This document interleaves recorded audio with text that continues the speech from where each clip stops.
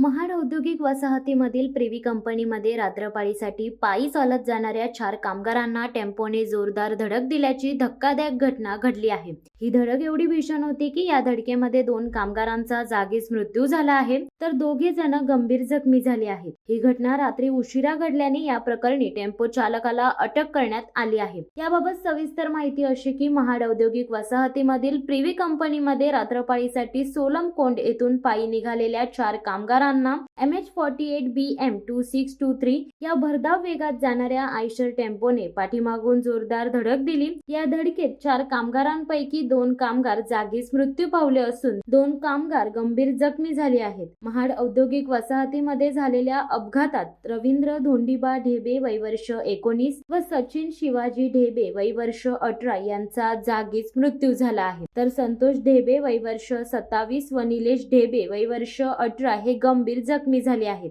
या प्रकरणी टेम्पो चालक चंदन रामकुमार बिन वय वर्ष 23 राहणार जौनपूर उत्तर प्रदेश याला महाड औद्योगिक वसाहतीच्या पोलिसांनी अटक केली आहे। या दुर्घटनेत दोघांचा मृत्यू झाल्याने परिसरात हळहळ व्यक्त केली जात आहे।